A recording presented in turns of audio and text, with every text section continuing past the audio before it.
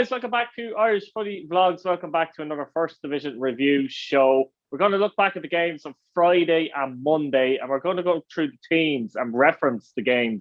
We're also going to give our predictions for the games this Friday as well. So we'll start off, Keith, with Athlone Town. Obviously, on Friday, they lost 3-0 at home to Wexford. Then they lost on Monday 1-0 away to Waterford. 2 games, 2 defeats. 2 games where they didn't score. I suppose for the Wexford match, I saw a lot of this, actually, a lot of the highlights of this. And Athlone again, they created an awful lot of chances, Keith, in this game. And before Wexford even scored in this particular match, I think Glenn McCauley had 3 probably clear-cut chances, and he didn't score any of them. And then, ironically enough, for the first goal, Conor Barry, right in half-time, McCauley lost the ball in a good area as such. And it was poor enough, and Wexford broke brilliantly, and Doherty set up Barry for the goal. Doherty looked like he was excellent, though, again. He seems to be their main man this season, despite all the players have signed. To be fair to him, he's really probably even stepped up a level, I'd imagine, as well. And he set up 2 goals in this game and scored a goal as well. Yes, Schlingerman probably could have done better with one of the goals, but from Wexford's point of view, they were clinical. Athlone simply weren't. They also missed a chance, Athlone, in the second half, and they're 1-0 down. Ubazunu kind of fluffed it, and then Alulu kind of fell over the ball. It was all messy stuff. But look, you could say they're not getting the rub of the green at the moment, but God, you have to take your chances, especially if it's 0-0 and you've 3 clear-cut chances. You take none of them, you're usually getting punished by any side, really, in this division, aren't you? Yeah. Unfortunately, I haven't caught the highlights of this game, but from what you say about McCauley, he'd obviously be hoping to take 1 or 2 of those chances, whether they're clear cut or not, I don't know. But, you need to take your chances when you get them in this league, because you will be punished. And whether it's Wexford or Cove or Bray or Waterford, they will punish you. A lot of the teams are on an even keel, and Athlone and Wexford, although Wexford have improved this season, last season they were kind of on an even keel, weren't they? And it's disappointing for Athlone. There's no manager still in place, so that can't help things either. You need a solid base in there. So it's probably, you might say it's disappointing for the board and whatever, but you said it a few weeks ago, what direction do they want to go in? So I think they need to hire a manager quite quickly, because they can't leave the players in limbo. Oh, by the way, nothing has changed much, actually, since Russell's left, has it? In reality, it's the same, conceding goals, struggling to score goals, like the creating chance, struggling to score goals. Yeah, and Keith, they have the talent there. We've mentioned players like Ubazenu and Duo and McCauley's been around the league, and Glenn has the talent. He just needs to fire. I don't know what's missing for him. Derek Daly, who's experienced in the league, playing left side, and Stephen Kenny's not a bad player in midfield for them either. And discuss what he did in Waterford in a minute. It's disappointing weekend. You don't score goals, you won't win games. So it's 2 games now, and I don't know who they played last week. So yeah, they're on 2 points still. No wins and 12, and I don't know. There's no talk of a manager. That doesn't mean nothing's going on in the background, and they're probably right actually to take their time, to be fair as well. But it's just disappointing from their point of view. On to Bray, announced the 2 1-all draws on Friday. They had a 1-all draw against Cove, followed by the 1-all draw against Wexford. Do you want to start with the Cove game? How was that overall from a Bray point of view? Is 2 points is 2 points disappointing from the 2 games, do you think, Friday and Monday? Look, you'd be I think so. You'd be hoping to at least get a one win from one of those games, In fairness to Cove, they came with the Bray, and it was a fairly even game. Neither side really deserved it. There was chances for both sides, and they just didn't take the chances, and possibly could have been 2-all if they had taken those chances, Look, Bray, like Michael Kelly saved the penalty about on 22 minutes or something, and then fantastic save, and Michael was very brave, Keith. He stood down the middle, and he anticipated Whitmarsh going straight down the middle, and he parried the ball over. So very, very brave from him to do that. and then the ball went out for a corner and Droynan scored from the corner, which is disappointing. Isn't that sickening, actually, to save a penalty and then actually concede for the next play after saving the penalty? Like, yeah. Michael Kelly must be kicking himself because he goes and rescues the team, and then for them to score from a corner from him carrying the ball over the bar. Curtis Burns scored for Bray just before half time. Fantastic finish from the edge of the box, and it's exactly what Bray needed going into half time. You can then rally the troops. But second half, Bray chased the game, and then Cove broke a few times and probably could have scored if they had played the ball better. But as he said in the get-go, disappointing 2 points in 2 games. But just on the Wexford game, I mean, the first 20 minutes, Keith, were unbelievable. It was like the lads were, both teams, like, they had chances. Both teams were frantic. It really was frantic. So, like, Rob Manny hit the post after 30 seconds, I think it was, and so unlucky. And then Bray scored from a very, very good set piece. Young Keith Dalton, and he crossed it in. Ben Feeney making his league debut, not his league debut, his first start for the club. Yeah. He put the ball in the net, and there's big talk for Ben Feeney. I believe Shamrock Rovers were sniffing around earlier on in the off season.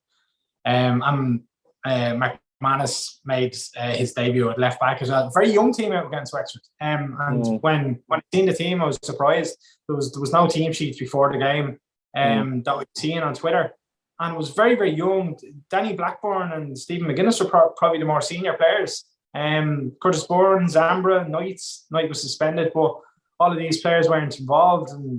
And kudos to the young lads, because they put it up to Wexford, and after Wexford winning 3-0 against Athlone, it's probably going to Wexford. It's probably an all right result given the team that we had out.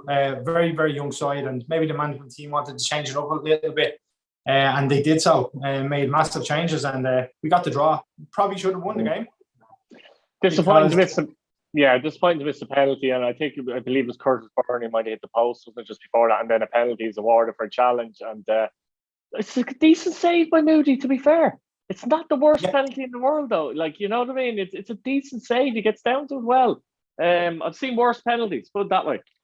I agree. I 100% agree. A lot of people were giving out that a more senior player didn't take it, that was on the pitch. But if young Levinson fancied it, he fancied it. And to be honest, it was a keeper save rather than miss, because he put it into the corner, and what a save from Moody. Tipped it wide. So, it's disappointing in that sense that you get such a big chance laid on, and I had the 3 points counted already. Would have moved us closer to 3 in the playoffs, but unfortunately didn't pan out. Yeah, I suppose, Keith, we have to talk quickly about the altercation, if you like, at the end of the match between obviously Pat Devlin and some Bray supporters. If anyone didn't see it, it's on social media. I'd be surprised if people haven't seen it by now. But obviously Pat Devlin approached some Bray supporters, and there was a bit of aggro. What's your opinions generally on that? I don't think there's a lot I can say about it, Keith. I mean, everyone would have seen the footage, so they can decide themselves who was at fault or who wasn't at fault, or whether both sides were at fault or whatever. So, look, it's not something you want to see from both sides, and everyone's seen the footage, so they can make their own minds up. Yeah, it's not a great image, but hopefully these things can be sorted out in the next few weeks, and to take it from there. I suppose we move on to Wexford now, and brilliant win for them in Athlone. Obviously, we've spoken mostly about Athlone. I did reference Jack Doherty, but he is flying at the moment. He's one of the players in the league this season. 2 assists, 1 goal in the game. I'd love to see his actual stats, but he seems to involve nearly everything good that Wexford do. Obviously, following on to the 1-1 draw against Bray. But first of all, obviously the 3-0 win in Athlone, and I see more of it than you, so maybe I'll talk about it a little bit more. And I mean, Jack Doherty, he set up brilliantly Denny Corcoran, actually, who finished brilliantly to make it 2-0 in the game as well. And he's a number 10, but the funny thing is, he drifts a lot, if you notice, doesn't he? He could, one of the goals actually that he set up, he was more or less on the right wing. And the second goal he set up, he was more or less on the left wing. And even for the goal he actually scored, he drifted to the left wing. So he seems to have this license of, he's a number 10, but he's literally, I can go where I want, number 10. Now, I'm not sure if that's exactly the plan, but it just appears that it's a very free role to me. But at the same time, he's not a player that's lazy and will, not put in the donkey work when required, because he does do that as well.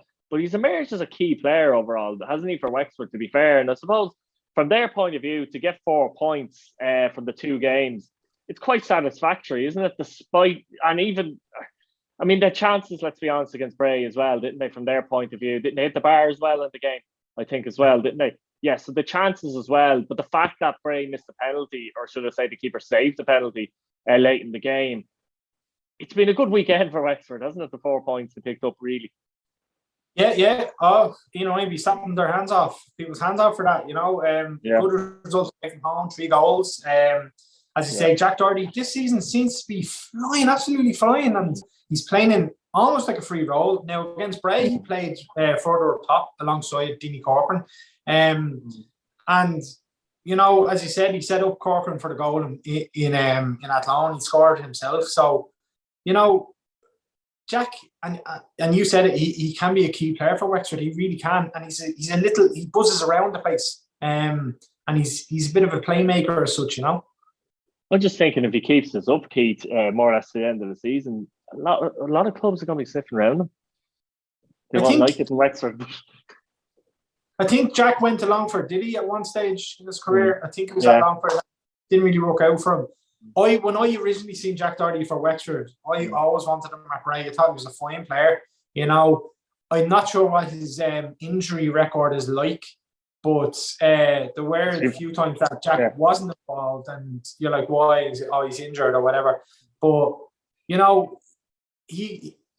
Wexford will want to keep him on the pitch because he seems to be their go-to man.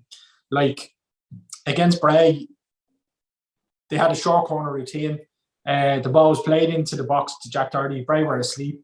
Jack Doherty just played it to his left and was put away.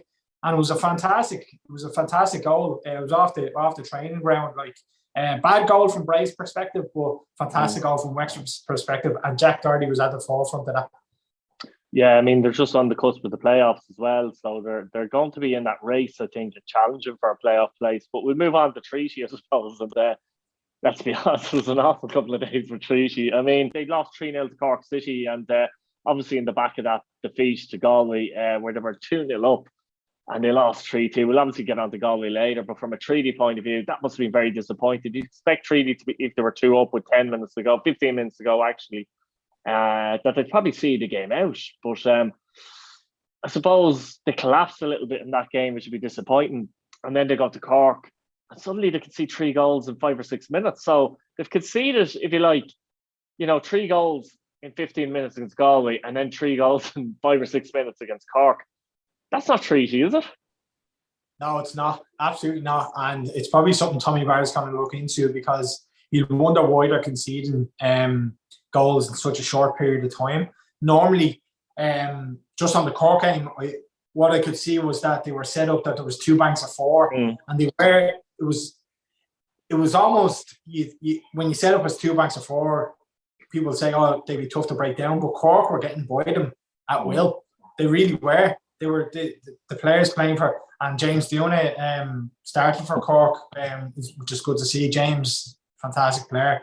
But Tommy he'll have to analyse these 2 games and say, Jesus, 6 goals in 2 games, and it's probably the worst that Treaty have been since the Cork reversal in the Markets Field, back in the first series of games. So yeah, it's worrying. Dean George scored 2 against Galway, and he got them 2-0 up, and from that position, you don't want to be like, you're right. You try and see out the game, even if you concede 1 late on, that's all right.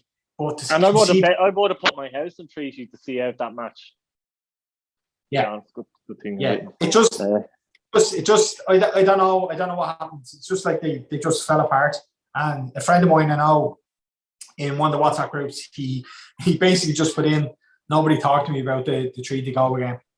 And it must have felt like your heart being ripped out if you're a Treaty fan, because you're getting 3 points against a good Galway side, let's be honest, and then for something like that to happen.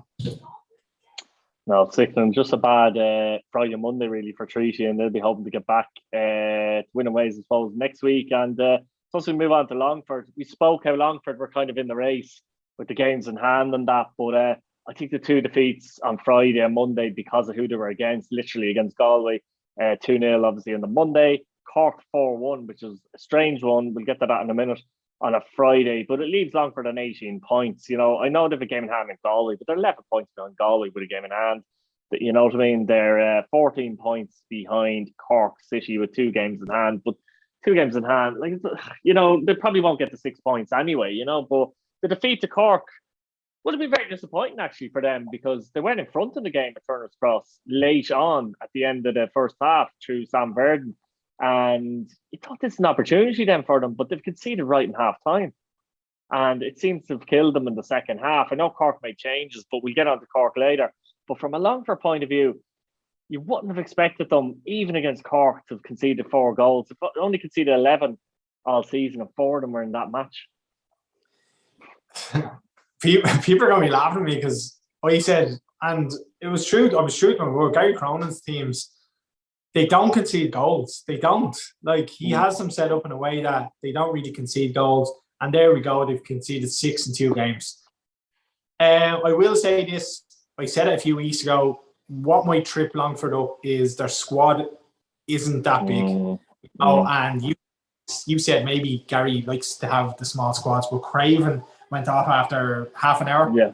And he's a key player and has been a key player for them this season. He scored goals. He's chipped in with goals. I think he was replaced by Carl Chambers. But, you know, Craven has been, you know, he's been big for them this season. Big loss.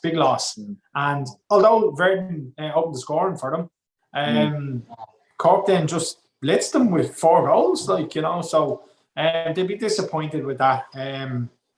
You know, and you're right, they probably are two defeats from against your title rivals over the weekend.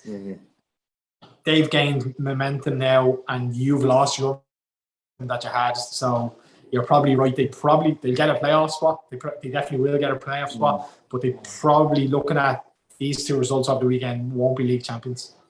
Yeah, I agree with that. We'll get on to them later, but Cork and Galway, to be fair, result-wise, they look relentless at the moment as well. But we'll move on to Waterford. They obviously had one game in the Monday where they just about beat Athlone by 1-0, and Taylor, our friend at left back, was sent off in this match, and they were fortunate apparently not to get another player sent off, I hear, as well. But from Waterford's point of view, like, it's 3 points is what they needed. I know they're only 2 points above Longford, but you do think they've maybe the attacking quality, if something went wrong with Cork and Galway, that they could take advantage, maybe. But at the same time, look, it's 3 points, but it was unimpressive against Athlone as well, wasn't it? Yeah, it was unimpressive, but like they were down to 10 men after before half time. 2 silly yellow cards. Didn't need to make the second tackle, and you know the referee gave the referee no choice but to send them off. Great goal they scored. Patterson running in off the back of the Athlone defence and crossed the ball into Britain, and he scored. So, like, Patterson has been a bit like Craven for Longford. He's been Waterford's key man this season, and you know, still no manager, which is you know, what are they holding out for? Again, where does Mr. Forrest want to bring Waterford? And you know, I know a couple of names will be bandied about, but they really need to stick one in there. If they're looking to go up as league champions, they need to stick a manager in there as soon as, because they can't just be kind of playing off the back of the caretaker, you know. Athlone were unlucky in this game. Stephen Kenny hit the bar in the second half, so I know Waterford were down to 10 men, but it was a typical ground out of results, get a result whatever means possible, and they did, which is probably a good thing. And we said it like a few weeks ago about Waterford, they haven't ground out results, but they did this time, so it's good for them. I was going to say the quicker to get a manager, the better, but I'm not so sure. I think a little bit like Athlone, particularly from Waterford's point of view, I think they have to really seriously think where they're going, as you say as well. And the next appointment has to be an important appointment. And if they have a certain plan, that manager has to fit whatever plan that is. I don't know, you don't know, because we're not in the boardroom, you know what I mean? But it has to.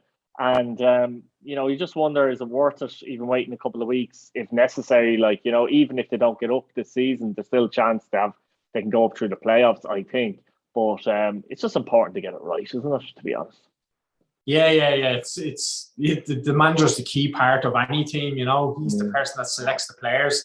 He's the person that gives them the tactics. He's the person that tells them how to play or how not to play or whatever. So, yeah, if I was Waterford, I'd be looking. Maybe they might go across the water. There might be a few links there that Mr. Forrest has, but they've tried Kevin Sheedy. They've tried Kevin Sheedy with Mike Newell. They've tried Ian Morris, who has won the league with Shelbourne twice and probably failed at Waterford. He probably accept that.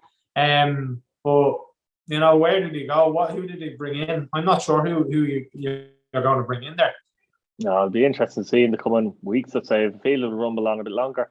Brilliant week for Galway, winning 3-2, obviously coming from 2 down against Treaty with 15 minutes to go, and then a nice comfortable 2-0 home win against Longford. And Ronan Manning's goal with 15 minutes to go was a brilliant goal, got them back in it. Obviously Alex Murphy, he looks like he's Newcastle bound, which is interesting, scoring as well. And that man Walsh, 2 minutes ago, I suppose sending the away crowd into ecstasy essentially, because it was a massive win, wasn't it? And Galway, I know one was in Munster, by the way, and one was in Connacht, but Galway, they're not too far away from each other really either, so feels there's a little derby element there slightly, but that was a huge win. Obviously it lends on to that brilliant win on Monday, and we'll get on to Cork for as well as they're playing. Galway are only 3 points behind with a game in hand. Yeah, and what a comeback. You're 2-0 down to Treaty, who we've said it loads of times, are dogged side, and they don't really let you play that much, and they're always at your feet, they're a bit tigerish. And then Manning got the opener. What a finish. Absolutely cracking goal. Alex Murphy, who you say is off to Newcastle, and then you say that man Walsh, he's scoring goals. If Murphy goes to Newcastle, does he go left back? Go left back. So it's a headache for John Caulfield, because if he's scoring goals, you retain him up top. You definitely do. You find another left back somewhere. I suppose actually, without going into too much detail, I suppose losing Murphy at this stage of the season in a month or two, it's not something you want to happen if you're Galway in the position they're in, though. 100%, fine player. Definitely holds his own in this league, and he'll probably go on to bigger and better things when he's at Newcastle. He'll have a few loan moves, and hopefully he thrives and becomes an Ireland international eventually. But you say about Galway, they just about kind of got over the line now. They would have been panicking at 2-0 down, and obviously Cork were up in their game, and if the Galway fans were on their phones and say, "Oh my God, we're going to be so many points behind Cork," but I can't emphasize enough how big this win was. I really can't. Because Dan Keith, I think it filters into one this game. Who's to say if they end up losing that game in Treaty, for example, that they go on to Monday and they're a bit down and they don't beat Longford, which they did 2-0, and Hurley penalty and Hemmings with the goals there. So just adds to that feel-good factor for them. Yeah, absolutely. And Monday game in Amandisi, and Caulfield and Cronin have had big battles over the last few seasons with playoffs, and obviously Galway bet Bray in the first year, and then Bray bet Galway in the second year. So there's a bit of a rivalry starting to build between them two. Obviously Longford and Galway are obviously chasing Cork, and I did see one save Kearns made from Ryan Graydon free kick, and that's a big thing. That I think it might have made it 1-0, or I'm not sure what time in the game, but it would have brought Longford back into the game. and Galway Hurley again with a penalty. I'm not sure who made the run for the penalty he was taken down, but it was a fantastic run, and it was a definite penalty. Hurley puts the ball away, and obviously was it Hemmings? Hemmings, yeah. Yeah. So Galway rock on, and I think I seen on Galway's Facebook page it's their best ever start in any league season. So, all the Galway fans be hoping that at the end of the season they're lifting the trophy, and they could well be. It's going to be a great battle, Keith. It's going to be a fantastic battle. Yeah, normally they would be top of the league with that record: 9 wins, 2 draws, and 1 defeat. But Cork have 10, 2 draws, is it? Yeah, 1 defeat. And Cork have 10 wins, 2 draws, and 1 defeat. Scored 31, conceded 6, 7-1 in aggregate from Friday and Monday. Really, the 4-1 win against Longford, fantastic win, and the 3-0 against Treaty. And they have this habit that keeps coming into play where they can blitz teams at certain points, and they've done it. I suppose they've done it in both games, really, but I suppose they got an element of luck with Barker sliding home to make it 1-1 right in half time. That was key. But Barry Coffey in this game getting 2 goals, 6 goals this season for him. Crowley finished it off with a brilliant goal at the end to give them a 4-1 win against Longford, and those 3 goals against Treaty, they just absolutely blitzed them, and they're an exciting team as well. It's nice to see actually a team, and just no down or offence to anyone else, but it is nice to see a team playing lovely football as well, top of the league, Yeah, and they're getting goals from all over the pitch, aren't they? Their midfield, their strikers. Keishy have 6 and Coffey have 6 between them, and after that, they're really spreading out goals. Could be Bargery, Crowley, yourself there.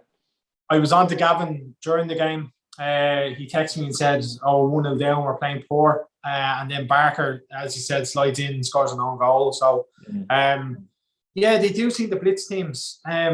Like a 4-1 against Longford, that's a fantastic result. Whether it was at the cross, especially after going 1 down, because that's a test. You know what I mean? They're going 1 down after 43 minutes. That's a test, but they seem to be passing all the tests at the moment.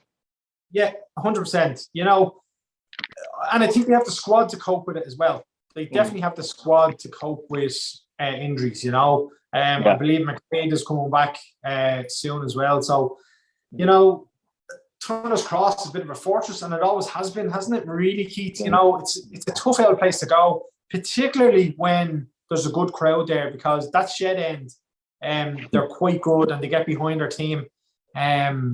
So, any team going down to Cork, they'll feel intimidated. No, absolutely. I suppose we'll move on to Friday's games, and actually there's one on Saturday. We'll just give our quick predictions, Keith. Athlone and Cork, surely not. Stranger things have happened, no? Stranger things have happened. Yeah, absolutely. It would just be football, wouldn't it? If Athlone somehow picked up their first win of the season and it's against Cork City, it would just be rip up the bookies, the slips or whatever, the pay slips or the bookie slips. It'd just be one of those things, but you can't predict against Cork, though, can you? That's the point. No.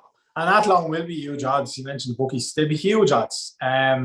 You wouldn't lose much. Yeah, exactly. If you were to fluff you don't see a poor bookie, though, you know what I mean? That's why they'll be huge odds, Cork will go there. The only thing about this match is the plastic pitch. Although Cork play the ball on the ground, it maybe, I don't know. I think Cork will win comfortably. And they blitzed Athlone earlier on the season in the cross, so I can't see Athlone getting anything out of this game, and I'm probably going to go for 3-4-0 for Cork City. Yeah, I was going to go the same. I was going to go 3-4-0. I was going to say 4-0 actually, so I'll stick with that. Bray Wanderers, Waterford and Carlisle. Bray yet to win. Waterford out of manager. Waterford just have to keep winning. They just have to, don't they, to try and keep pace with your Corks and Galways, particularly the fixtures they have. You would suggest, but I do think they'll go to the Carlisle and win. To be honest, Keith. Yeah, we were following our game had only kicked off, and Waterford's game was midway through on Monday, and the red card came in, and a couple of us said to one of the guys, let's hope it's a striker, because Waterford strikers have caused damage to a lot of teams this season. Patterson Britain has chipped in with a few goals. So Bray might change it up again. As I said, there was a young side out against Wexford, and we changed our keeper as well from Friday night. So there seems to be a bit of chopping and changing. So there's no settled team as such, and maybe they're trying to find the players that will gel together. You know, I thought young Massey on Monday played well for us. He might start again. Feeney, I think, has to start. He played quite well. So, but maybe bring in some more, some of the older crew like Curtis Bourne, you know, or Zambra, just to cozy up to these young players and give them a bit of attention and say, look, this is how we do it, or whatever, you know. Bray haven't won in, I think it's eight games now. It's disappointing. And Waterford are a good side.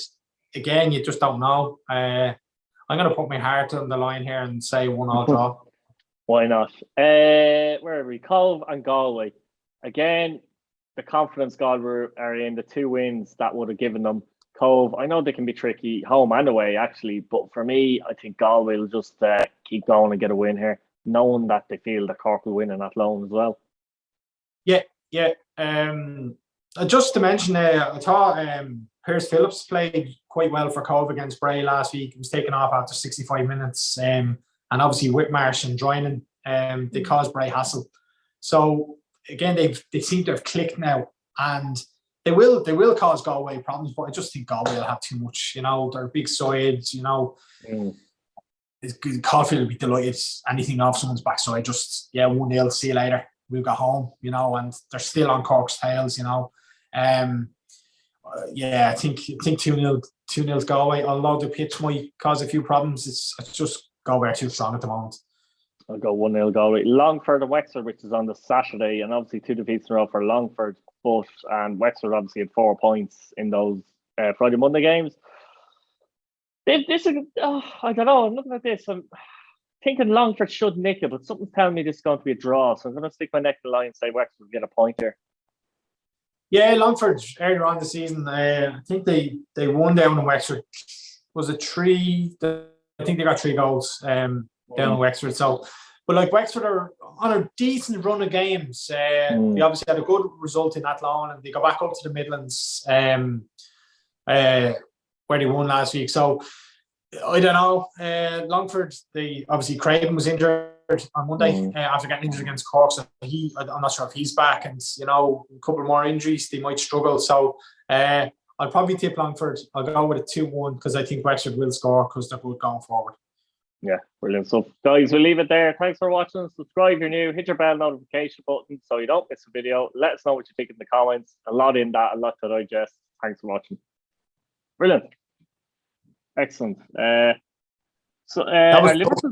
Liverpool 2 down, by the way?